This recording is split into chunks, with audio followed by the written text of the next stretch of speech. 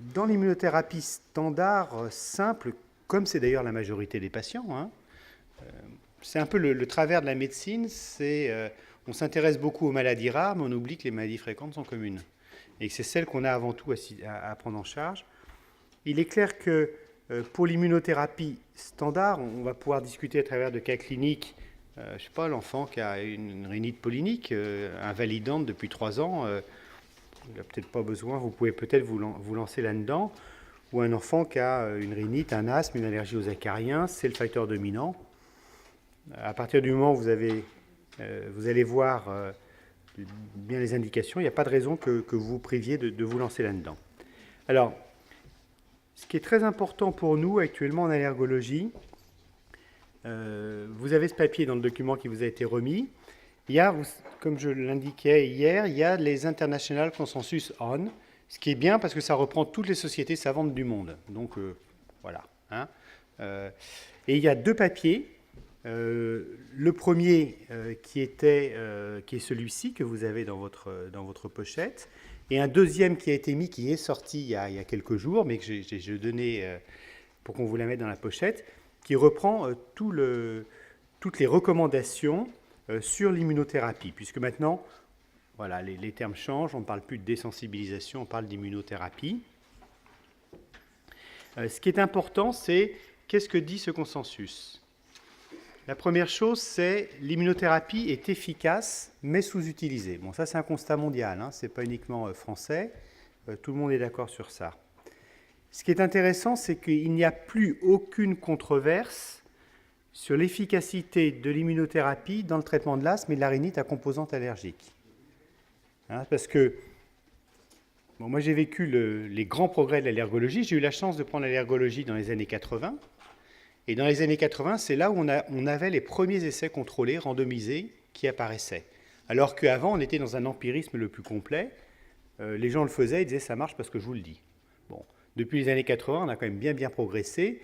Et puis de toute façon, maintenant, avec les nouveaux produits qui arrivent, il y a des exigences réglementaires qui font qu'on ne passe pas un produit si on n'a pas un essai contrôlé en double aveugle contre placebo, ce qui est normal, si on veut être sûr de l'efficacité du produit.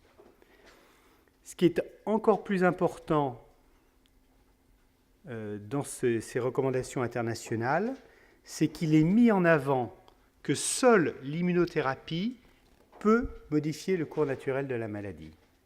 C'est ce qu'on a commencé à aborder, à savoir, vous avez une rhinite pollinique, si vous avez une immunothérapie, vous allez limiter le développement de l'asthme. Et aussi, ce qu'on a commencé à aborder hier à travers le cas clinique, souvent, ce que les patients pensent, c'est-à-dire que si je le désensibilise aux graminées, il va devenir allergique aux acariens, c'est tout l'inverse. Ce qui est encore plus beau, c'est que ces recommandations ont été faites alors qu'une étude qui va apparaître n'était pas encore publiée. Et l'étude qui va apparaître confirme complètement cela avec une méthodologie qui maintenant est irréprochable. Je l'avais montré hier, on pouvait un peu contester les résultats qui étaient présentés. Mais là, maintenant, ça va être montré dans l'étude qui va apparaître. C'est absolument irréprochable à une étude internationale, européenne, qui le confirme complètement. Donc, c'est pas rien quand même que toutes les sociétés savantes du monde vous disent « ça marche, c'est efficace et c'est le seul traitement préventif ». Moi, je pense que c'est quelque chose qui est vraiment fondamental. Alors, bien évidemment, ça marche uniquement avec certaines indications, certains protocoles. On n'est plus à l'époque où on demandait de recueillir la poussière de maison, qu'on purifiait, qu'on diluait et que l'on injectait. Enfin, dans les années 70, 60-70, ça existait. C'était comme ça. Alors, ces recommandations, en fait, elles ne sont que la suite. Ça fait quand même un certain nombre d'années. À côté de l'icône, on a le Practal. Bon, c'est tous ces acronymes actuels, il faut s'y faire. Mais les Practals, c'est pareil, c'est européenne et américaine. Juste pour vous, pour votre information, moi j'allais beaucoup aux États-Unis avant, je n'ai plus besoin d'aller aux États-Unis parce qu'au niveau européen, on a un niveau qui est supérieur aux Américains dans le domaine de l'allergologie. D'ailleurs, les Américains viennent à nos congrès maintenant. Et ça, en fait, ces recommandations, ce n'était que la suite de ce qui avait déjà été publié en 2013. Donc, ce qui est bien, c'est qu'on est vraiment dans un mouvement, dire, bon voilà, ça marche, c'est établi, maintenant comment on va faire? Donc, si on prend, là j'avais pris le Practal, j'aimais bien le Practal parce qu'il vous donnait des tableaux de synthèse sur les études cliniques. Donc, quand on va analyser l'efficacité d'une désensibilisation, on va l'analyser sur deux choses. On va l'analyser sur le score clinique et le score médicamenteux. Logique. Toujours un groupe placebo, pourquoi? Parce que toujours pareil, je vais faire référence à Denise Monneray, pas Denise Monneray, excusez-moi, à ma maman en allergologie, un trou de mémoire là, c'est pas bien, Madame Brunet, Denise Brunet, et qui me disait, qui m'a toujours appris, quand j'ai commencé l'allergologie, quoi que vous fassiez, quoi que vous disiez, vous aurez 50% de bons résultats. Hein, ça c'est vrai, c'est la médecine ça, hein, quand même, de base. Donc c'est pour ça qu'on est obligé de toujours comparer un groupe placebo, et ce qui est intéressant, c'est l'amplitude de l'effet au-dessus du groupe placebo. Hein, parce que si on a le même résultat que le groupe placebo, c'est peut-être pas la peine d'aller plus loin que le placebo. Au niveau du score médicamenteux, que ce soit dans la rhinite ou l'asthme, on a un effet sur les symptômes. On gagne par rapport au placebo, allez, 20 à 30%. Mais c'est beaucoup quand le placebo fait presque 50%. Hein. Donc on arrive à 80, on peut arriver à 70-80%. On va avoir le même effet qui va être confirmé par rapport à un score médicamenteux. Donc le but, c'est que le patient aille mieux, mais il va aller mieux en utilisant moins de médicaments, voire en n'utilisant pas chez l'enfant parfois. Donc l'efficacité, il n'y a pas de souci.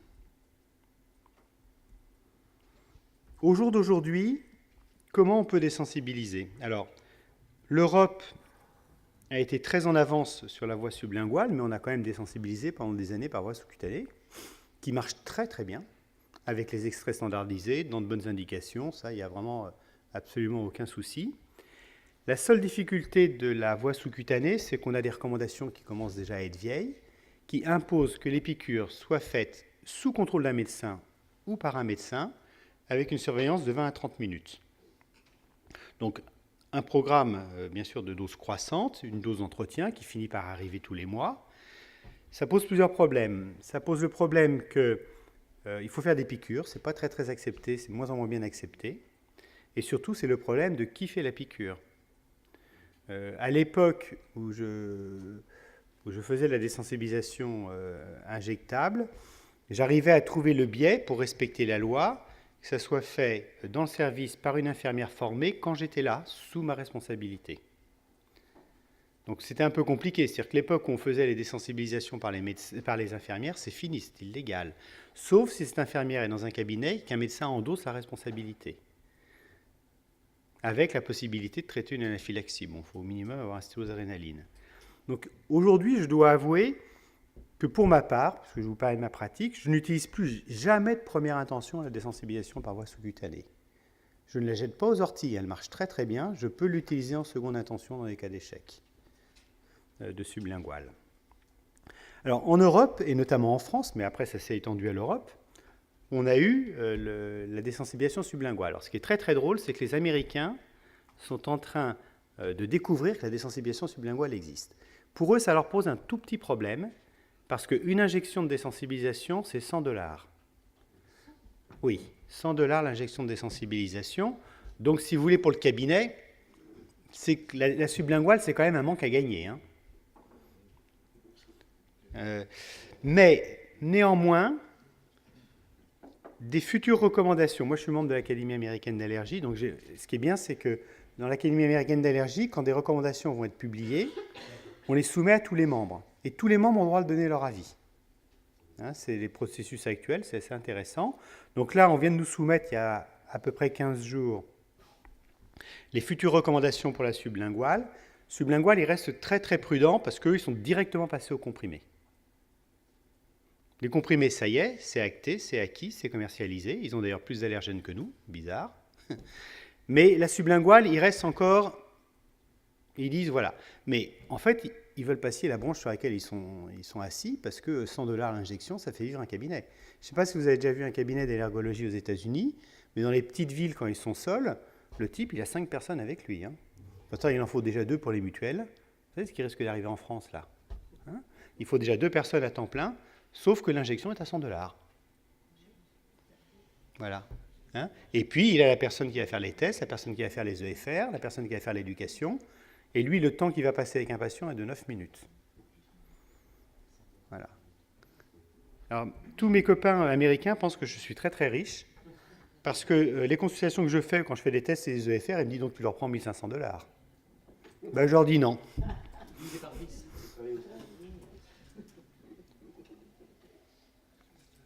Donc, la voie sublinguale, pour laquelle on a une très très grande avance en Europe, je reçois de temps en temps des Américains qui viennent me voir, parce qu'il y a l'annuaire, hein, des gens qui sont à l'académie, ils me disent, bon alors comment ça se passe, racontez-nous, etc. Et je trouve une correspondante à New York maintenant qui fait de la sublinguale, mais ils n'ont pas de produits, ils font de la sublinguale avec des produits qui sont prévus, parce que, voilà. Ça c'est le bidouillage américain, mais ça c'est autre chose. Bon, la voie sublinguale, aujourd'hui, il faut reconnaître, c'est la voie dominante en France. Pourquoi? Parce que surtout chez l'enfant, il n'y a pas les piqûres, il n'y a pas la surveillance après. Ça se fait à la maison, c'est bien toléré, c'est efficace, parce que ce qui est intéressant, c'est que la sublinguale est apparue à l'époque où les essais contrôlés étaient de mise, étaient obligatoires. Hein. Bien sûr que les premiers essais sous-cutanés contrôlés ont été faits par Jean Bousquet et toute l'équipe de Montpellier. D'ailleurs, c'était les premiers dans le monde. Hein. Mais la sublinguale, on a des dossiers qui sont quand même très très béton. Et puis, ils sont apparus après la sublinguale en comprimé. Alors, la sublinguale en comprimé, là, c'est bien, c'est parce que les laboratoires se sont donnés, vous savez que les allergènes, que ce soit sous-cutané ou sublingual, c'est la législation en France de l'APSI, soi-disant préparation spécifique pour un individu, allergène en préparation spécifique pour un individu, ce qui est du bidon, parce que tout le monde a le même allergène, bien évidemment. Mais du coup, ça contourne un petit peu la loi, ils ne passent pas par la pharmacie. Hein, si vous faites une prescription sublinguale, vous devez faire la prescription directement, vous donnez la prescription que le patient envoie directement au producteur, hein, à un des 2 laboratoires français qui existent. Alors que la voie comprimée, ils sont passés directement par le biais de l'AMM, donc de l'autorisation de mise sur le marché. Donc à partir du moment où on passe par le biais de l'AMM, il y a un dossier à remplir, donc des études de qualité à remplir. Donc, bien sûr, donc on est sûr de l'efficacité. Et au jour d'aujourd'hui, en France, il y a les 2 laboratoires d'allergènes ont un comprimé de graminées. Avec, bien sûr, aux États-Unis, par exemple, vous avez le ragwig aussi, hein, vous avez l'ambroisie, qui est commercialisée. Je ne sais pas où est-ce qu'il est commercialisé. Est-ce que l'acarien est commercialisé dans un pays? Peut-être en Allemagne? Au Japon? Voilà. Donc l'acarien en comprimé devrait arriver normalement en 2017 en France. Et le boulot? Le boulot, c'est encore précoce. Donc déjà, en sublingual comprimé, le graminé, c'est acté. Et l'acarien, les 2 laboratoires vont le sortir probablement ensemble. L'acarien, c'est pour demain. Donc ça, c'est assez intéressant. Et là, c'est intéressant parce que c'est une prescription ordonnance classique en pharmacie. C'est quand même plus facile. On va revoir après les pratiques de comment faire. Mais voilà un petit peu l'état des lieux. Moi, je ne pense pas qu'il faut jeter aux orties la sous-cutanée. Dans certaines indications de sublingual où on n'arrive pas à augmenter, où c'est très compliqué, on peut revenir à l'injectable. Mais ça mettre en place toute une organisation un peu complexe. À cause pour respecter la législation, qui est toute ancienne et tout à fait justifiée. Alors là, je vais envisager un petit peu les points simples. Et en fait, c'est issu d'un papier qui va vous être remis secondairement, qui n'était pas dans la pochette, que je remets toujours aux patients avant d'envisager une désensibilisation. Une désensibilisation, vous partez pour 3 à 5 ans de traitement. Donc, ce n'est pas une décision qui doit être prise. Vous savez, il y a des patients qui sont très, très demandeurs parce qu'ils ont entendu que la désensibilisation, c'est le seul traitement qui permettait de guérir l'allergie, limiter le passage à l'asthme. Ils disent, oui, mais ça m'intéresse, moi. Mais alors, quand vous leur dites 3 à 5 ans de traitement, là, ils commencent à freiner. Et dans ma pratique, je préfère, de toute façon, on l'a vu hier, une désensibilisation n'arrive qu'après un bilan, un patient équilibré, un patient éduqué, un patient qui contrôle sa maladie, et on va envisager la désensibilisation, on va le voir là, ça s'inscrit dans une stratégie, c'est jamais une urgence. Ça, c'est mon point de vue. Hein. Je pense que la désensibilisation qui est prescrite à la va-vite au décours d'une première consultation, le taux de suivi est très très faible. Et l'industrie peut le confirmer, c'est très très très faible. Par contre, quelqu'un que vous avez amené à la désensibilisation, je dirais que le rêve, c'est qu'il la demande. Hein, mais en connaissant les contraintes, ça va être beaucoup plus efficace et ça va suivre. Alors, vous allez être très étonné parce que bien qu'allergologue, je suis très prudent par rapport à la désensibilisation parce que j'ai du mal à proposer à mes patients des traitements que j'aurais du mal à suivre moi-même. Hein, vous savez, je vous l'ai dit, je suis allergique et plus allergique, je ne me suis jamais désensibilisé parce que je suis un mauvais patient. Donc, je connais mes limites. Alors, en fait, là, c'est les termes que j'utilise dans la feuille que je remets aux patients, qu'on vous remettra. Pourquoi? Pour se débarrasser d'une allergie. En fait, qu'est-ce que je dis à travers ça? Je leur dis que c'est le seul traitement étiologique. Que c'est le seul traitement qui permet la disparition de l'allergie. C'est vrai, c'est reconnu, c'est prouvé. Surtout dans ma pratique où je vois des patients plutôt sévères, très souvent, la désensibilisation arrive un peu dans une prise en charge qui est en train de, pas de buter, mais de plafonner, vous voyez. Vous avez par exemple un enfant qui a un asthme, avec une forte composante allergique, qui est parfaitement équilibré par un traitement préventif en accord avec les recommandations. Et puis chaque fois que vous essayez de diminuer, clac, vous vous cassez la figure. Et là, psychologiquement pour les familles, c'est pas très bien vécu, à juste titre d'ailleurs. Et c'est vrai que dans une stratégie, dans une pathologie chronique, chez l'enfant, de mon point de vue, il faut qu'on ait une stratégie dynamique. Si vous restez sur quelque chose, autant un adulte, vous lui dites, voilà, vous avez le traitement pour l'hypertension artérielle, et bien voilà, c'est ta vie. Je pense qu'un adulte est capable de l'accepter. Dans une pathologie comme l'asthme, qui a des représentations quand même un petit peu particulières, très différentes de celles de l'hypertension artérielle, si vous n'avez pas une stratégie dynamique, à un moment, ça va s'échapper. Ils vont un peu abandonner la route.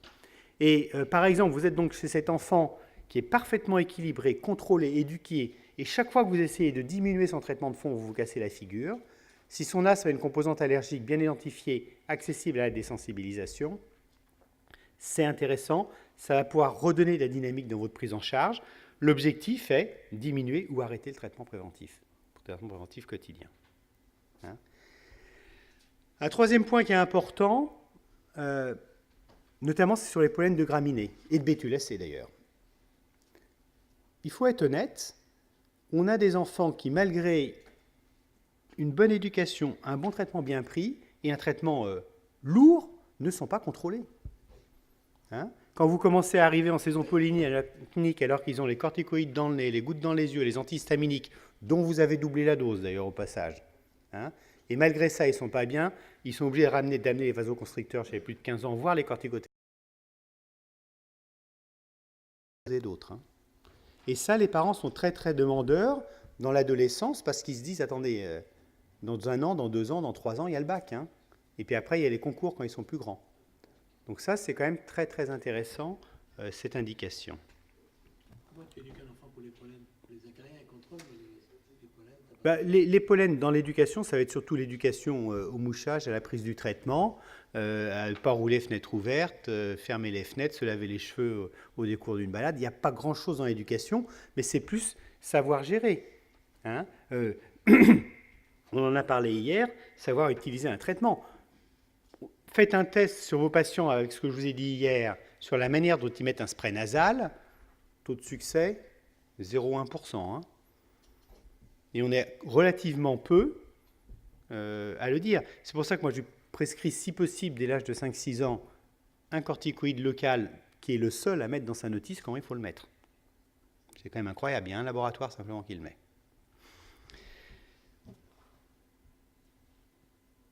Quatrième point, faciliter la vie sociale. Qu'est-ce que j'entends par ça? Moi, je vois des enfants qui, si le voisin de classe a un chat, ils font une crise d'asthme. Ou ne peuvent plus aller dans la famille, parce qu'il y a des chats. même sous traitement préventif, le séjour ne passe pas.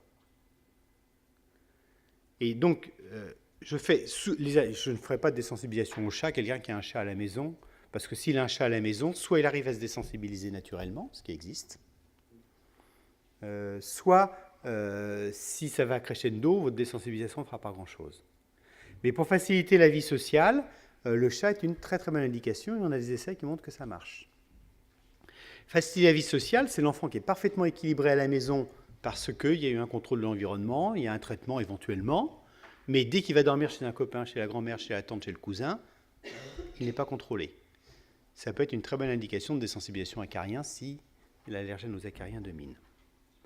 Et puis, c'est vrai, je rappelle ce que toutes les recommandations disent, c'est le seul traitement qui permet d'éviter le passage de la rhinite à l'asthme, qui permet de limiter le développement d'une polysensibilisation. Donc ça, c'est le premier point de la feuille que je remets. Deuxième point, je leur rappelle, parce qu'il y a des personnes qui viennent vous voir, des polyallergiques, je faisais référence à la jeune fille où le diagnostic était fait uniquement sur l'interrogatoire, tellement c'était simple. Il faut leur dire qu'on ne peut pas désensibiliser à tout. Les Américains font ont une très très mauvaise pratique. La pratique de base américaine n'est pas très très glorieuse en allergologie. Ils prennent les tests, et puis il y a 10 tests, ils font un flacon avec 10 allergènes et désensibilisent avec ça. On sait que ça ne marche pas. La désensibilisation marche pour 1 ou 2 allergènes, qu'on ne va d'ailleurs pas mélanger dans les flacons, qu'on va faire de manière séparée pour avoir une charge protéique suffisante, un allergène suffisant. Mais pour ma part, je ne désensibilise jamais à plus de 2 allergènes à la fois, qui sont faits de manière séparée.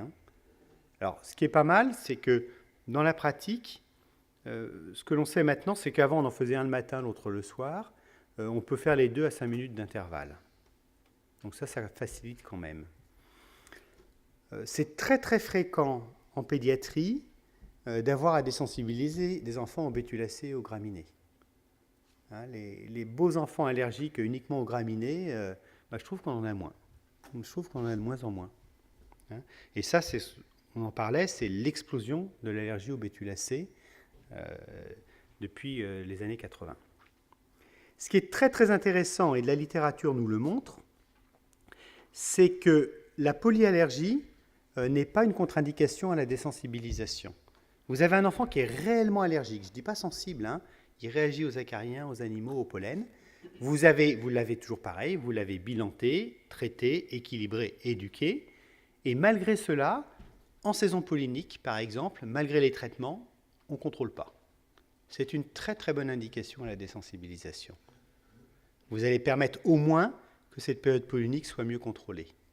Ou on peut dire la même chose, par exemple, sur le bruit de fond acarien, qui est perannuel avec des pics de recrudescence. On peut très bien le désensibiliser.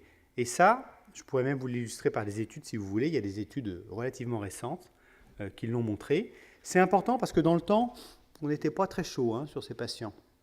On préférait le bien pur, bien simple. Mais ça, et honnêtement, vous rendez vraiment de réels services aux patients et aux familles quand vous vous lancez dans la désensibilisation dans ces indications. Excusez-moi, monsieur, donc quand il y a une polyallergie, vous désensibilisez quand même À l'allergène dominant. l'allergène dominant. Je ne désensibilise pas à tout, bien sûr. Je désensibilise à l'allergène dominant. Il y a d'ailleurs de bonnes pratiques pour les médecins là-bas, pas pour les laboratoires, parce qu'on voit des laboratoires qui travaillent plusieurs allergènes dans un flacon. Oui, je pense qu'ils vont l'arrêter, cette pratique. Parce que d'abord, on a des allergènes moins efficaces, et puis il y a quand même les recommandations qui ont été publiées. Oui, c'est vrai qu'on devrait parfois interroger les laboratoires sur certaines commandes qu'ils ont. Je me demande si c'est presque éthique de répondre à cette demande. D'une litote. Mais bon, ils sont peut-être un petit peu... voilà. Alors, je rappelle aussi aux patients, troisième point, quand est-ce qu'on va l'envisager et ça permet de rappeler que désensibilisation et traitement médicamenteux ne sont pas incompatibles. Au contraire, un des objectifs de la désensibilisation, c'est de diminuer la charge thérapeutique. Et je leur rappelle qu'on n'envisagera jamais une désensibilisation tant que le patient ne sera pas parfaitement équilibré, parfaitement contrôlé par un traitement. Donc, c'est-à-dire que ce que j'ai dit depuis le début, la première démarche, c'est le bilan, le traitement, l'éducation et le contrôle.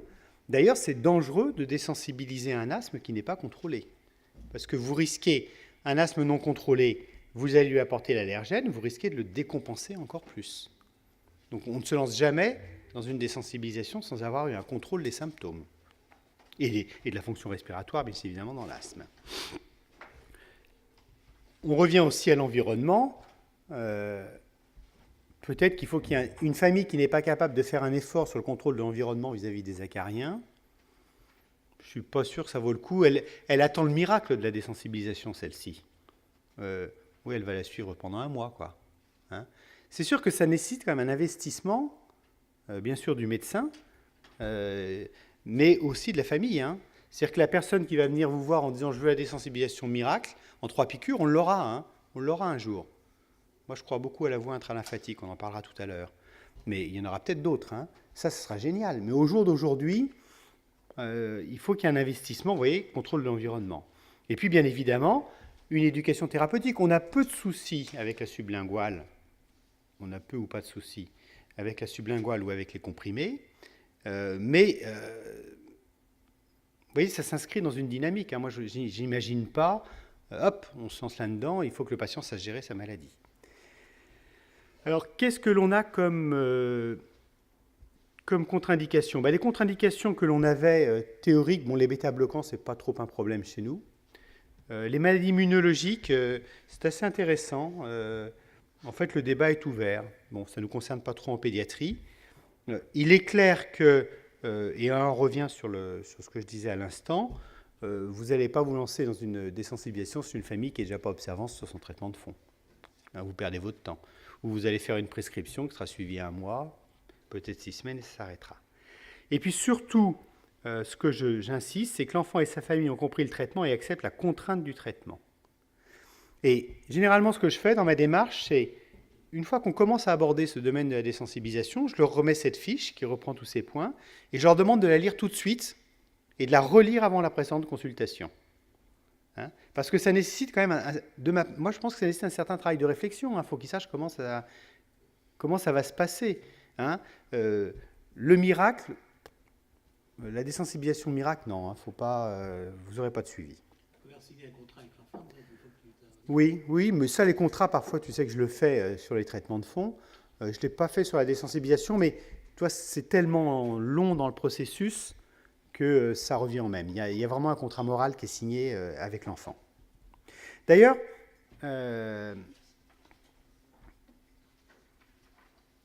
j'insiste beaucoup parce que là, on est vraiment dans la pédiatrie. Vous savez, les parents sont très demandeurs de désensibilisation. Si vous avez un pré-ado ou un ado, vous lui demandez, toi, qu'est-ce que tu en penses ? Hein ? Parce que les parents, faut y aller. Et puis lui, il dit, Alors déjà, il y a un truc très simple. Est-ce que tu te laves les dents 2 fois par jour ? Déjà, celui qui ne se lave pas les dents 2 fois par jour, je ne suis pas sûr qu'il ira à la désensibilisation. Hein. Non, mais il y a des choses simples. Alors, vous voyez, tout ça, c'est repris sur cette feuille. Et sur cette feuille, je parle aussi des effets secondaires. Parce que les effets secondaires sont minimes, mais si vous n'avez pas prévenu quelqu'un de ce qui peut arriver, on va en parler avec les comprimés ou la sublinguale, ils risquent d'arrêter tout de suite la désensibilisation. Même, je leur dis dès le début, si ça ne pique pas sous la langue, c'est presque inquiétant. Hein, c'est peut-être qu'on s'est trompé d'allergène. Donc, ce qui veut dire qu'ils peuvent avoir assez fréquemment des prurites sous la langue, parce que c'était l'endroit où on le met, voire des petits œdèmes. Hein, j'ai une maman orthodontiste qui a fait l'inspection systématique après le comprimé de Grasax, qui m'a dit « Ah oui, il y a un œdème chaque fois après chaque prise. » Bon, ça n'a pas gêné de continuer la désensibilisation. Hein, mais il y a une réaction locale, ce qui est assez logique. Il est exceptionnel que l'on ait des effets secondaires plus importants que des effets locaux après désensibilisation, mais il y a parfois cette gêne sous la langue fait que certains enfants, elle est trop importante et l'arrêtent. Arrête la désensibilisation. Mais c'est très désagréable, si vous voulez. Ils n'acceptent pas cette contrainte. Et je pense qu'elle peut être très gênante, hein, parce que certains, vraiment, Parfois, on peut modifier le protocole de progression avec les gouttes, ce qui n'est pas le cas avec les comprimés. Même en essayant de modifier le protocole de progression, vous allez beaucoup plus lentement et chaque fois, ils vous disent, alors, non, franchement, c'est trop désagréable. Alors qu'ils ont l'antihistaminique, ils ont l'antihistaminique. Oui, s'il le faut. Bien sûr. Bah, de toute façon, ils ont déjà les médicaments pour gérer... Alors, oui, ils ont les médicaments pour gérer les réactions allergiques. En France, on n'a pas du tout d'obligation de donner de sirop d'adrénaline pour la désensibilisation sublinguale ou comprimée. Pour votre information, aux États-Unis, comme ils n'y connaissent rien, ils sont restés un petit peu dans le modèle injectable, parce que modèle injectable, si vous faites l'injection, vous êtes obligé d'avoir un sirop d'adrénaline. Aux États-Unis, ils sont restés dans le modèle injectable et ils font la désensibilisation comprimée à la maison, mais avec un sirop d'adrénaline. Ce qui, bon, c'est américain.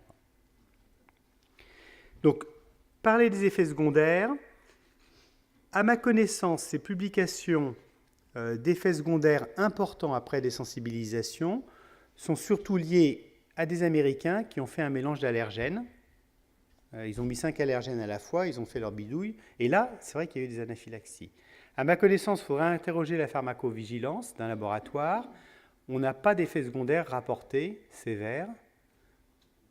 Hein, on n'a pas d'effets, à ma connaissance, il n'y a pas d'effets secondaires rapportés sévères. Ce qui est apparu dans la littérature, c'est des mélanges d'allergènes, des bricolages. Hein. On n'a pas parlé de douleurs abdominales qui sont souvent les enfants des fois appelés. Alors, il y a quelque chose... Non, c'est même plus loin, tu as raison. Tiens, j'allais oublier d'en parler. Il a été rapporté des œsophagites éosinophiles. Rarissime. Des œsophagites éosinophiles. Hein, et des sensations de douleur et de blocage. Mais je ne sais pas si ça a été publié. Nous, dans notre groupe, on en a eu quelques-uns. C'est sûr qu'il faut prévenir que les effets secondaires sont très très rares, le plus souvent limités à un prurite sous la langue, voire un petit œdème, mais qui n'est pas gênant, qui permet de continuer la désensibilisation, mais que d'ailleurs, c'est ce qui est marqué ici, que s'il y a des signes sont plus importants, ce qui est rare, gonflement du visage, de la bouche ou de la gorge, difficulté de déglutition, éruption cutanée, difficultés respiratoires, modification de la voix, augmentation des symptômes d'asthme existants, il faut arrêter la désensibilisation et contacter le médecin. Donc je pense que c'est quand même si c'est rarissime, vous savez qu'aujourd'hui, c'est plus prudent d'indiquer. Alors, moi je suis très pratico-pratique, hein. J'aime bien leur donner des petits trucs. Il y a quand même des petits trucs qui sont très très importants, qui aident. Comme je le disais tout à l'heure, 2 désensibilisations, par exemple un graminé, un bétulacé, on peut les faire à 5 minutes d'intervalle. Alors je ne sais pas si les laboratoires ont l'autorisation légale de l'écrire ou pas, mais il y a des études qui le montrent. Avant, tous les dossiers d'enregistrement ont été faits par la prise d'allergènes avant le repas. Il y a des études qui ont montré que si on se rince la bouche, qu'on évite les miettes de pain sous la langue après le repas, on peut le prendre. Ça peut paraître ridicule, mais toutes ces petites améliorations que je suis en train de dicter, d'indiquer, facilitent énormément le suivi d'une désensibilisation. Alors, c'est sûr que l'idéal, c'est que ce soit dans un rituel, un protocole, toujours avant le petit déjeuner, etc. Mais ça aide beaucoup, notamment les 2 désensibilisations. Alors, un truc qui a beaucoup amélioré aussi la désensibilisation, c'est quand on arrive au flacon en sublingual, alors il n'y a pas ce problème avec les comprimés bien évidemment, quand on arrive au comprimé, au flacon à 300 IR, il y a un laboratoire qui a montré que ce flacon, il va durer 10 jours, à dose 20 il va durer 10 jours, ou à 4 pressions il va durer 10 jours, que ce flacon n'avait pas besoin d'être mis au frigidaire. Les autres flacons doivent être stockés au frigidaire. Petit détail, mais suite de petits détails qui font que la désensibilisation est beaucoup plus facilement suivie. C'est peut-être trop prudent parce que tous les patients ne le suivent pas, mais moi j'ai toujours indiqué que si vous êtes arrivé à la dose maximale à 300 IR et que vous arrêtez plus de 7 jours, il faut mieux recommencer sur le flacon à 300 IR dans les doses basses et refaire la progression. Je sais qu'il y a peu de patients qui le suivent. Là aussi, c'est de l'organisation. Une classe de nature, moi j'arrête la désensibilisation pour la classe de nature. Imaginez un enseignant, l'enseignant il a ses 30 gosses, déjà je trouve qu'il devrait mériter la Légion d'honneur après chaque classe de nature. Vous prendriez 30 gosses, vous, pendant 15 jours? Ouais, une semaine ou 15 jours, non. Oui, non, mais eux, ils les ont nuit et jour, là. Hein. Là, ils les ont nuit et jour. Et puis, ils ont les traitements, celui qui fait pipi au lit, etc. Là, franchement, je trouve que c'est assez exceptionnel. Donc, faut pas, la désensibilisation, vous pouvez l'arrêter. Pour peu que ce soit une case de nature un petit peu prolongée, vous reprenez tout doucement au décours. Faire très attention chez l'enfant au problème des plaies dentaires, hein, des pertes de dents de sagesse, parce que s'ils mettent le produit... Non, dents de lait, oui. S'ils mettent le produit, dents de sagesse, j'ai dit, oui, ouais, c'est vrai, c'est rare. S'ils mettent le produit alors qu'ils sont en train de saigner, il va y avoir un passage systémique et il y a un risque d'effet. Il y a un risque d'effet. C'est marqué dans les recommandations, je l'applique, ça me paraît logique. Je ne sais pas s'il y a des accidents décrits. Bah, non, si c'est une carie, ils ne vont pas atteindre, ils vont pas avoir atteinte de la gencive, il ne va pas avoir de passage dans le sang systématiquement. Et puis, bien leur rappeler que généralement, moi je fais une prescription pour 6 mois, parce que je les revois au bout de 6 mois. C'est peut-être pas assez. Il faudrait sûrement les revoir plus vite, mais je ne peux pas autrement. Il faut sûrement les revoir plus vite pour stimuler la compliance. Mais bon, moi je fais une prescription pour 6 mois et je leur rappelle que parfois vous faites une prescription pour 6 mois, ils se disent, bon voilà, j'ai fini les 6 mois, ils ont oublié qu'ils étaient partis pour 3 à 5 ans. Hein, et puis ils viennent vous revoir, ils ont arrêté depuis 2 mois. Hein, vous leur dites, ben voilà, si le rendez-vous il est un petit peu plus loin, d'ailleurs mon ordonnance c'est indiqué, vous recommandez les flacons à 300 et vous continuez jusqu'à la consultation. Les prescriptions. Si vous faites une prescription sublinguale, en graminées ou en bétulacée, au jour d'aujourd'hui, on facilite ce que l'on appelle le schéma 100-300. Au jour d'aujourd'hui, pour les raisons de production, la concentration à 100 n'est pas disponible, mais elle va y redevenir, je pense, d'ici peu. C'est-à-dire que sur un ordonnancier, avec des enveloppes adressées à un des 2 laboratoires, vous allez prescrire un flacon à 10 IR, qui est la concentration, c'est l'unité, où on va voir la progression, et vous allez prescrire, par exemple, pour les graminées, les études montrent qu'il faut 12 flacons, certaines études montrent peut-être qu'à 16 flacons, on serait peut-être un petit peu mieux, mais ça alourdit quand même un petit peu plus, 1 mois de plus. Donc, vous faites ça. Très important, il faut qu'elle soit débutée au temps. Hein. Quelqu'un qui va venir vous voir aujourd'hui, vous dire je vais être désensibilisé aux graminées, il faudrait vraiment qu'il y ait les produits dans les 24 heures, hein, parce qu'il faut au minimum 2 mois avant. Et là, on est quoi, mi-mars, mi-avril, mi-mai, bon, franchement, c'est trop court là. Hein. Les bétulacés qui viennent vous voir en janvier, je leur dis, attendez, les noisetiers vont sortir, c'est peut-être pas le moment. Hein. Donc, bien l'organiser. Quand tu dis aux parents de lire la notice des médicaments, moi je suis assez frappée parce que, par exemple, pour un autre exemple, c'est le Doliprane. Les gens, ils donnent du Doliprane à tire-larigot. Si tu lis la notice du Doliprane, tu es complètement affolé par les effets secondaires potentiels. Oui, mais il faut leur dire ça aussi avant. Est-ce que les parents ne sont pas affolés par l'obligation des laboratoires de marquer des effets qui n'existent quasiment pas? Je leur dis, mais dans le cas de l'allergène, ce qui est pas mal, c'est qu'il y a pas mal de conseils pratiques. Toi, sur les petits trucs, les dents de lait, etc., ça renforce. Hein, mais bien sûr qu'il faut leur dire. Je leur rappelle que le laboratoire est obligé de marquer un effet qui a été observé 1 fois sur 1 million. Ça, hein. Mais il faut leur dire avant. Mais dans le cas de l'allergène, il y a quand même des informations pratiques qui sont pas mal. Donc, votre commande, qui aujourd'hui, pour le sublingual, c'est un abscis, doit se faire au bon moment.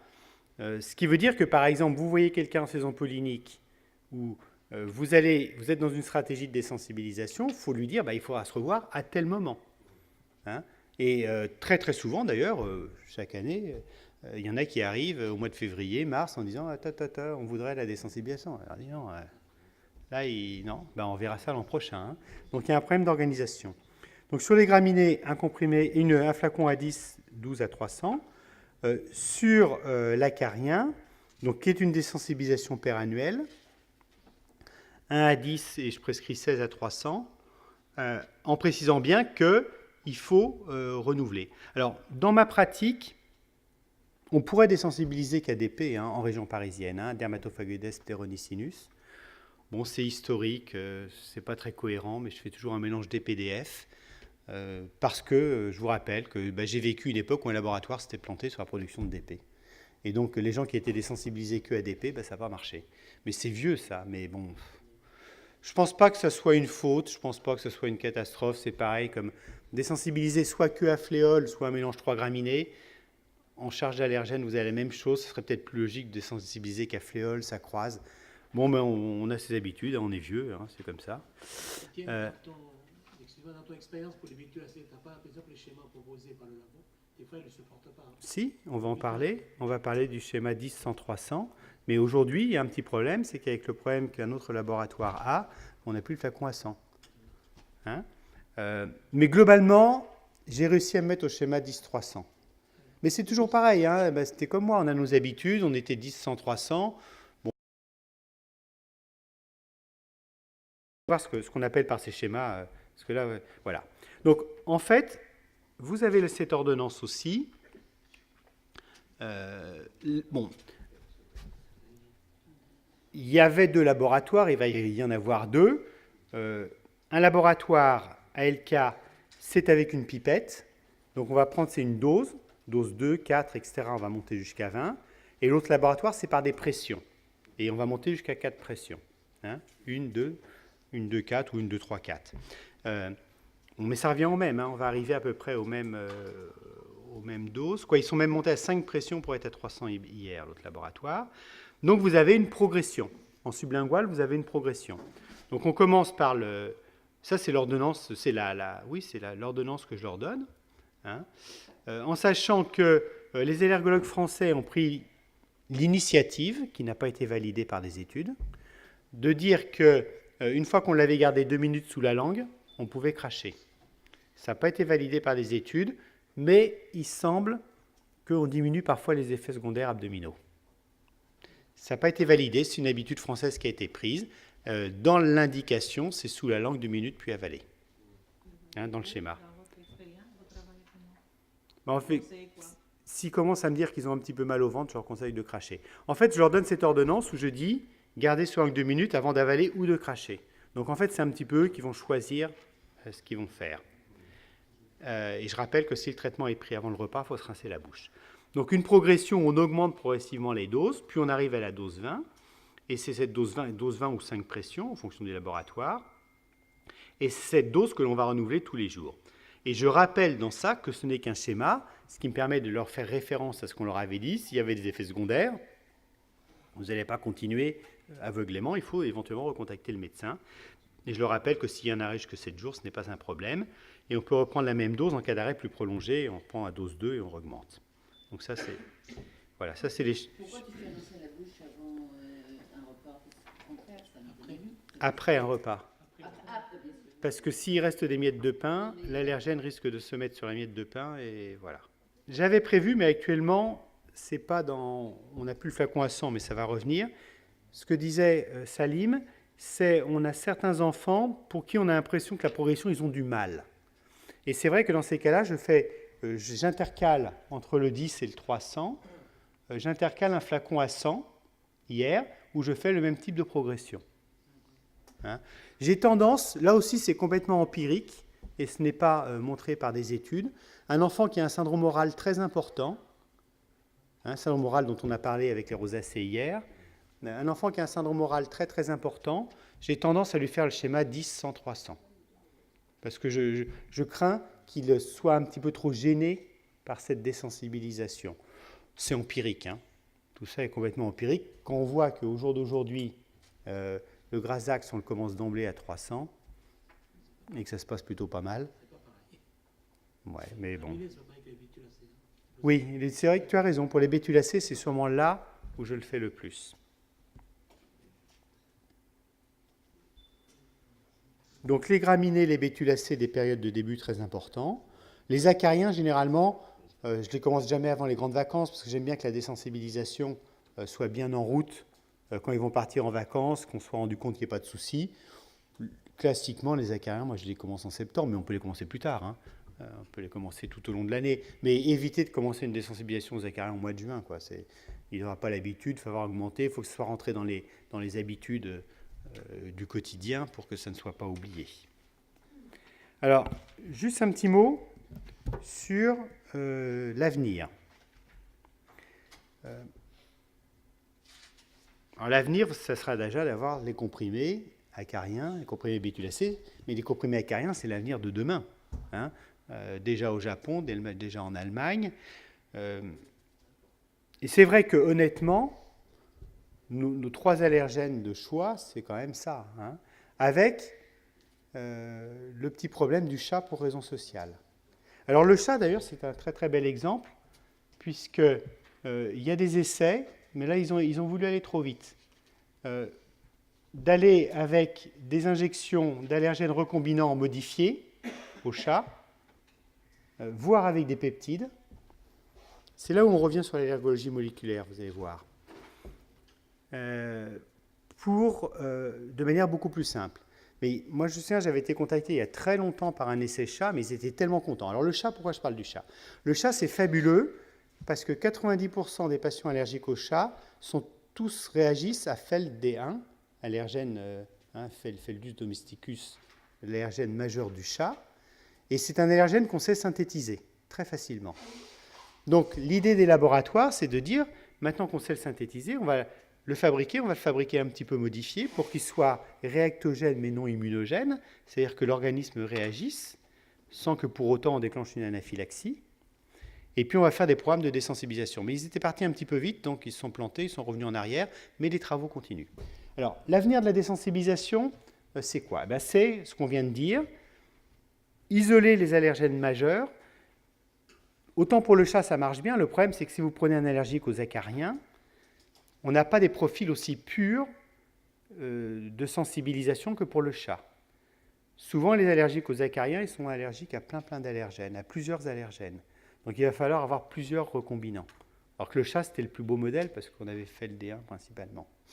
Donc, un des avenirs de la désensibilisation, c'est d'arriver à des allergènes recombinants modifiés, voire carrément à des peptides.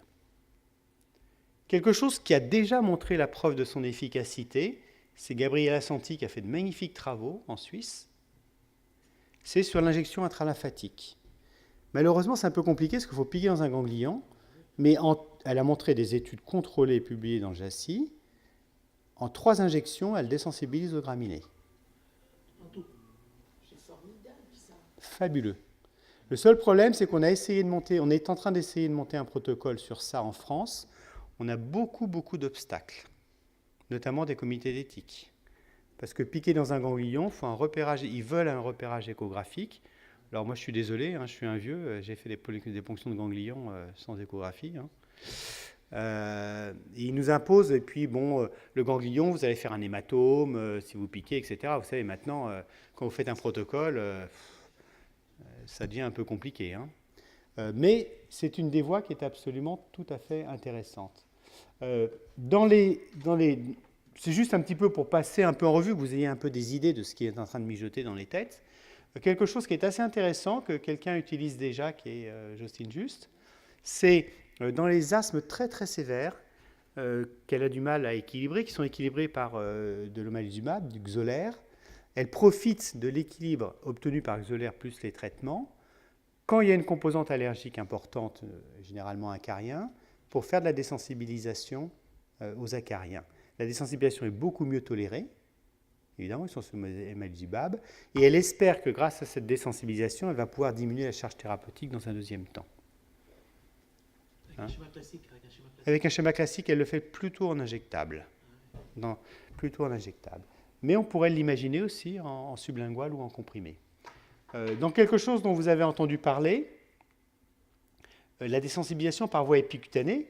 Vous avez entendu parler de cela pour l'arachide, mais il faut savoir que Gabriel Assanti, toujours la même, l'a déjà fait depuis très longtemps pour le pollen.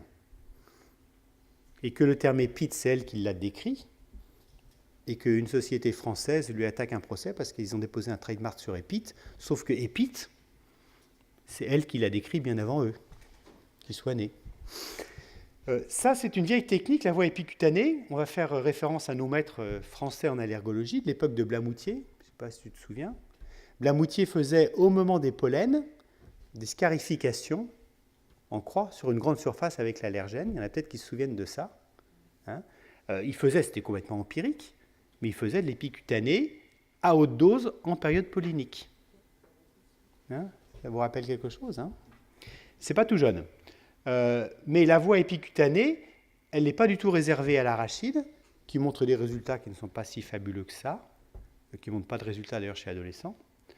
Mais elle peut être aussi envisagée, par exemple, pour des allergènes respiratoires, et l'équipe de Zurich a déjà travaillé sur les pollens. Alors, sublingual oral, on a parlé, nasal, pourquoi pas? Ça peut être un mode de présentation de l'allergène. Le seul problème chez l'enfant qu'on aura, c'est qu'ils ont souvent des rhumes.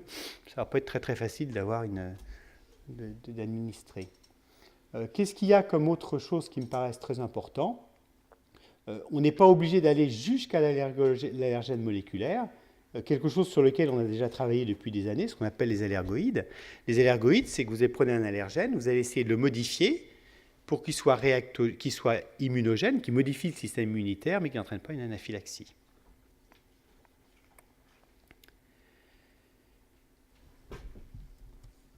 Alors, est-ce que... Là, on se situe un petit peu dans le futur, mais je crois que pour vous, c'est important quand même que vous soyez au courant. Est-ce que l'avenir de la désensibilisation ne serait pas une désensibilisation préventive? Là, c'est un peu gonflé, hein?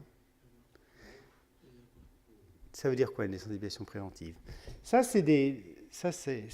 été publié par Matricardi, c'est très très intéressant. On revient à l'allergologie moléculaire. Vous vous souvenez qu'on a dit que quand on était allergique, par exemple aux graminées, on est allergique à différents types d'allergènes. Et ce que Matricardi a montré, c'est que dans des suivis de cohorte, il a regardé les profils de sensibilisation des enfants avant qu'ils deviennent allergiques. C'est allergique avec les signes. Donc, ils pouvaient être sensibilisés, ils pouvaient avoir des tests positifs sans être malades. Hein. Ça, on n'a pas arrêté de le dire hier. Mais il s'est rendu compte que le profil de sensibilisation au niveau moléculaire allait évoluer avec l'apparition des symptômes. Donc, si vous prenez, là, c'est quand les symptômes apparaissent, vous regardez dans sa cohorte que, par exemple, les enfants, avant qu'ils soient malades, ils sont déjà sensibilisés, par exemple, à FLOP-P1, pour le graminé, hein, pour la fléole. Et puis, au moment où les symptômes apparaissent, ils sont sensibilisés à plus d'allergènes de graminées, hein, FLOP-P2, FLOP-P4, je crois, là, et qu'une fois que les symptômes sont bien installés, il y a de plus en plus de profils de sensibilisation. Et l'idée actuellement, et ça me paraît très compliqué, parce que proposer un traitement préventif qui est compliqué, ce n'est pas possible. Un traitement préventif simple, ça sera possible. L'idée, c'est de dire, si je chope les enfants à ce niveau-là, vous savez, hein, ça c'est... Bientôt, vous allez naître, vous aurez votre profil génétique, votre profil de sensibilisation, etc. Si je chope les enfants à ce niveau-là, et que je fais une désensibilisation préventive, est-ce que je ne vais pas éviter le passage à cela? Et ça, c'est une des voies de recherche actuelles qui est réelle, hein, qui n'est pas... je ne suis pas en train... Et cette publication est déjà vieille, hein, 2014. Alors, ça peut paraître bizarre, mais 2014, vous savez, ça va tellement vite. Hein. Il y a eu un autre travail qui est allé dans le même sens, fait à l'île de White, qui a été publié en 2015. Donc, ça veut dire qu'il y a plusieurs personnes qui sont en train de se poser des questions. Est-ce qu'il ne faut pas prendre les enfants à un profil de sensibilisation préclinique? Moi, la seule chose qui m'embête aujourd'hui, c'est que les outils qu'on a, vous avez vu quand même, la désensibilisation sublinguale ou comprimée, c'est lourd quand même s'il n'y a pas d'effet secondaire, même si c'est bien toléré. Mais ça... Là, ça, l'étude qu'il avait publiée, c'est le profil pollen. Je pense, il faut que je regarde la littérature, mais je pense que l'île de White, c'était acarien. Voilà un petit peu sur la pratique de la désensibilisation, ce que je voulais vous dire. Ce que l'on peut peut-être faire, on peut peut-être répondre déjà à chaud aux questions sur la pratique de la désensibilisation. Comme je vous le disais, une petite pause pour un café, et après, on va faire que de la question. Question, mais sur l'ensemble de ce qu'on a discuté depuis hier.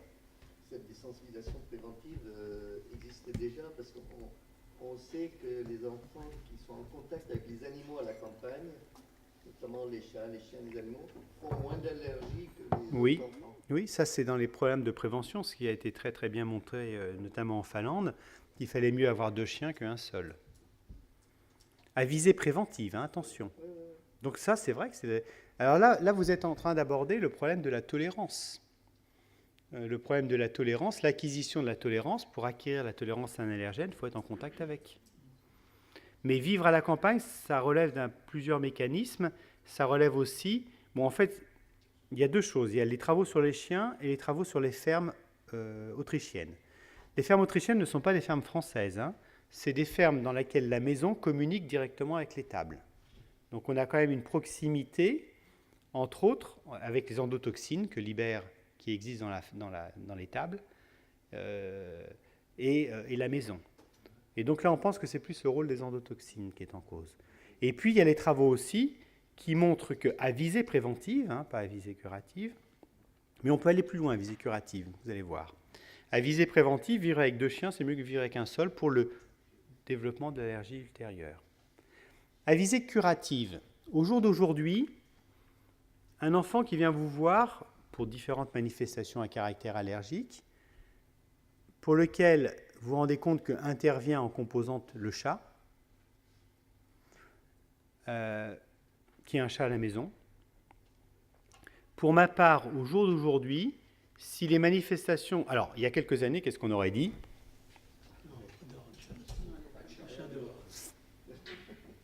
Le chat. D'accord ? Au jour d'aujourd'hui, si les manifestations sont facilement contrôlées par un traitement raisonnable, je maintiens le chat. Je maintiens le chat, ça c'est clair. Hein. C'est vraiment quelque chose qui est complètement radicalement différent.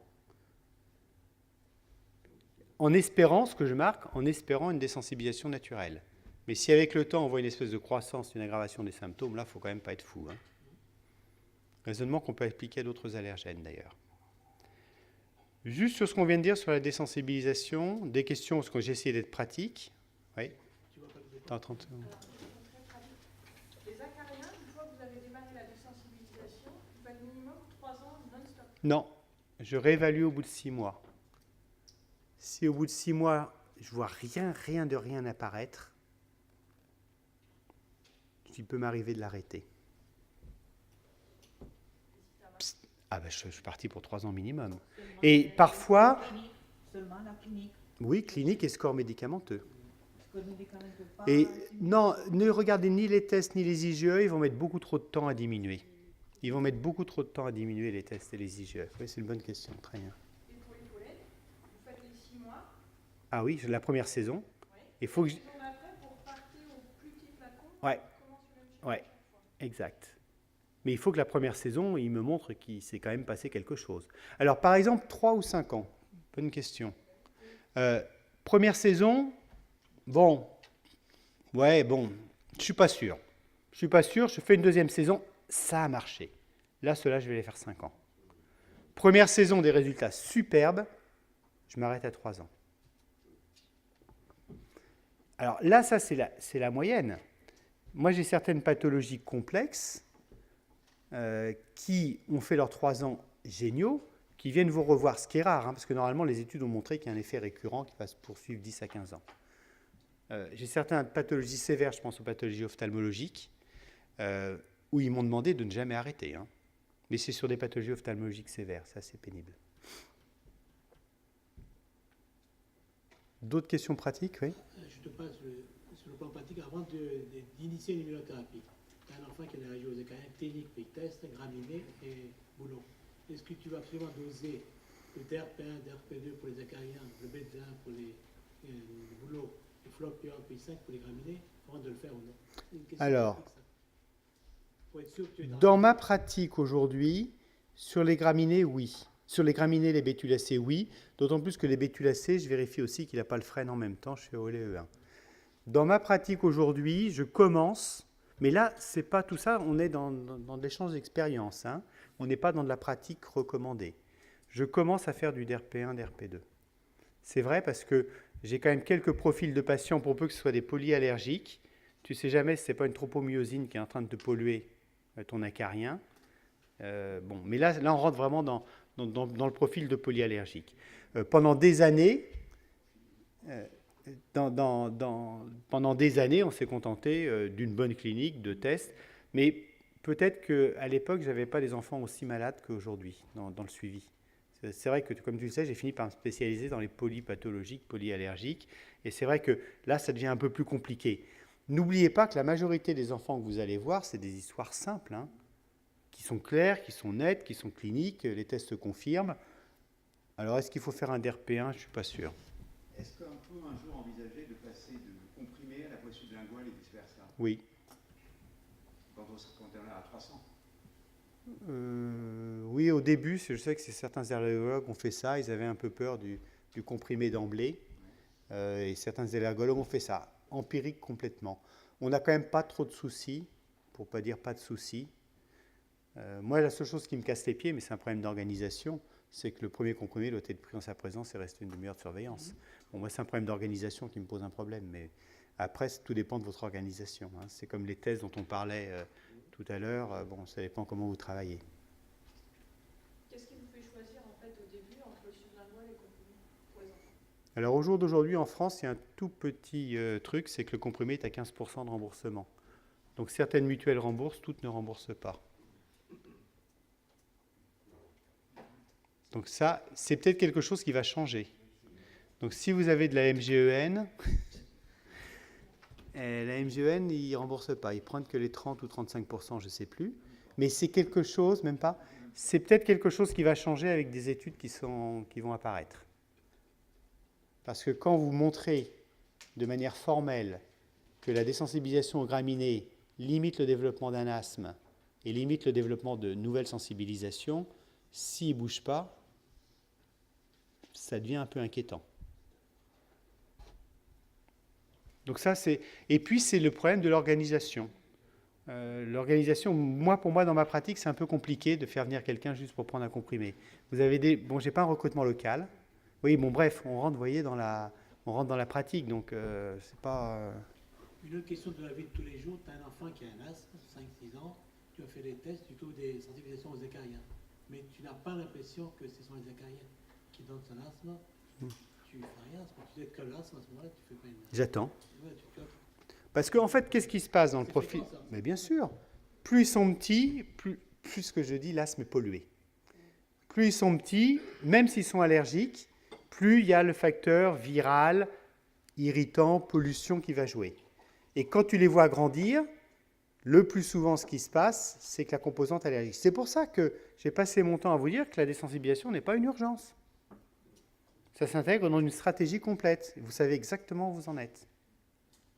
Il faut au moins 6 ans pour désensibiliser. Donc avant 6 ans, Alors les recommandations, je crois que c'est 5 ans. Il m'est arrivé de désensibiliser très très tôt, mais c'est exceptionnel. Alors avec le sublingual, c'est un peu compliqué. Hein. Se garder des gouttes sous la langue pendant 2 minutes, avant 5 ans, je ne sais pas comment on fait. Certaines publications qui l'ont montré à 3 ans, là, les Allemands sont géniaux, mais on ne doit pas être très très doué. Les petits Français ne doivent pas être très très doués. Mais bon, je ne sais pas, on ne peut pas garder des gouttes sous la langue 2 minutes en dessous.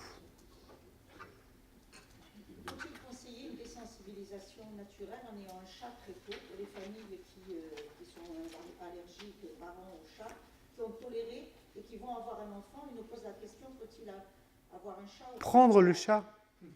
Moi, j'aurais plutôt tendance à dire que si vous avez le chat, surtout vous ne l'égorgez pas. J'irai pas jusqu'à les faire vivre dans une ferme autrichienne et dormir dans l'étable et prendre le chat. Parce que prendre le chat, il va peut-être falloir avoir un petit peu de temps pour être sûr qu'il ne se développe rien. Non, j'irai pas les faire vivre dans la ferme. Mais pourquoi pas, s'ils veulent aller vivre dans une ferme autrichienne, ils peuvent. Mais là, on est plus dans la prévention. Oui, mais c'est ce que j'ai évoqué. Est-ce qu'on peut envisager une école de l'allergie comme il y a des écoles de l'asthme? Bah, elle existe déjà. Elles existent déjà. C'est-à-dire que, oui. Mais là c'est... Bon, ça c'est un autre sujet, mais c'est un sujet auquel je suis attaché, parce que j'ai quand même introduit l'éducation thérapeutique dans l'asthme en France. Et pour ma part, aujourd'hui, je ne fais plus d'éducation collective. Je pense que pour certaines populations, c'est très très bien. Mais les programmes d'éducation sont tellement à individualiser en fonction de la pathologie, en fonction des croyances et connaissances, des croyances et représentations de santé, que vraiment, je suis pour l'éducation individuelle. Et par exemple, chez moi, on a des consultations d'éducation asthme, rhinite, eczéma, allergie alimentaire. Donc vous voyez, on a 4 profils de consultation avec des objectifs qui sont écrits, avec des techniques qui sont... c'est-à-dire que ça commence par un questionnaire standardisé. À travers ce questionnaire, ça va permettre de savoir à la fois les connaissances, mais aussi les croyances, parce que c'est très très important. Là, on étend. on est en train de sortir. Mais ça permet d'avoir une idée des croyances et représentations de santé. Et à partir de ça, on va avoir un travail individuel. Mais, donc, comme tu vois, les principales pathologies, on les a. Hein. Je n'ai pas la conjonctivite parce que j'ai un gros problème avec les yeux. Quand je vois un œil rouge, je pleure. Donc, si on m'adresse une conjonctivite, j'essaye de le passer à quelqu'un au plus vite parce que je n'arrive pas à voir un œil rouge. Quand ils arrivent avec leur gelée dans les yeux, tout d'un coup, je cligne. Tu vois, rien qu'en parler, je cligne. Mais bon, mais on a des consultations vraiment dédiées à chacune de ces pathologies. Et très, très souvent, d'ailleurs, les enfants, malheureusement, ceux que je vois, ils ont ça. Et quand ils sont en groupe, en fait, ils acceptent peut-être un petit peu mieux leur maladie. Oui, chez l'adolescent, c'est très intéressant. Mais il faut avoir beaucoup de temps. Il faut avoir beaucoup de temps, beaucoup de moyens. On nous demande beaucoup de faire de l'éducation thérapeutique et nous donnant quelques rares crédits MIGAC au compte-gouttes. Il est clair qu'il faut s'adapter aussi à la pathologie qu'on a. Moi, je cite toujours l'exemple absolument merveilleux quand j'enseignais à Casablanca. Une chef de service absolument merveilleuse eut l'idée le vendredi matin, pour les petits, de faire de groupes de mères. Elle convoquait 15 mères, elle en avait 30. Alors qu'en France, vous convoquez 15 familles, vous en avez 3. Hein, ce qui veut dire qu'un groupe de parole de mères, c'était génial pour cette population. Hein, moi, dans la population que je vois, des groupes d'adolescents, mais c'est toujours pareil, parce que je n'ai pas un recrutement local, c'est vachement compliqué. À l'époque, on faisait des groupes, c'était merveilleux, ceux qui venaient n'en avaient pas besoin. Et puis, il y en a qui faisaient systématiquement tous les programmes, hein, les obsessionnels, là. Hein. Donc, mais ça, c'est lié à la population, je travaille plus sur du recrutement, sur l'éducation individuelle. Moi, je vais te poser une question, mais tu as déjà un petit peu répondu, parce que justement, tu n'en as pas parlé. Au niveau de quel est le rapport entre la rhinite et la conjonctivite? Est-ce qu'ils ont souvent des rhinoconjonctivites ou est-ce que ce sont des manifestations cliniques allergiques séparées? Non, mais ça, c'est parce qu'elle est arrivée en retard hier. Donc, tu reviendras pour la prochaine session, tu avais les chiffres dans la diapositive. Voilà, c'est très souvent associé. Mais alors ça, c'est un miracle de l'allergologie. Vous avez des enfants qui n'ont que la conjonctivite, d'autres qui n'ont que la rhinite pollinique, et j'en ai même qui ont que de l'asthme pollinique sans rhinite. Ils passent bien par le nez quand même. Ça, c'est un truc que j'ai jamais compris. Et d'ailleurs, c'est très très bizarre. D'ailleurs, là, on est en train d'étendre. Comment se fait-il que votre organisme soit envahi d'IgE et qu'il y ait un seul organe qui réagisse? Ça, moi, ça a toujours été c'est une question là qui me... Et je pense que le jour où on aura la réponse à cette question, on aura vraiment le traitement. Et quand on aura compris le mécanisme, on aura le traitement à la source. Ça, c'est un truc qui est merveilleux. Moi, je me souviens, ça m'avait marqué. C'est pas très fréquent comme situation, un asthme pollinique sans rhinite. C'était une enfant charmante, mais elle avait vraiment un asthme pollinique sévère, sans rhinite. Et sans rhinite, subjective, objective, à l'examen, etc. Pour le nez, parfois, il faut savoir prendre des signes objectifs. Moi, j'utilise beaucoup le miroir, et j'utilise aussi le PIF pour étudier le débit expiratoire nasal, le débit inspiratoire. Et des gosses, franchement, qui n'ont rien. Je l'utilise aussi parce que parfois, ils arrivent avec des plaintes énormes, et puis, en fait, il n'y a rien à l'expiration est bonne, l'inspiration est bonne. Donc, ce qui veut dire que c'est peut-être pas quelque chose d'organique.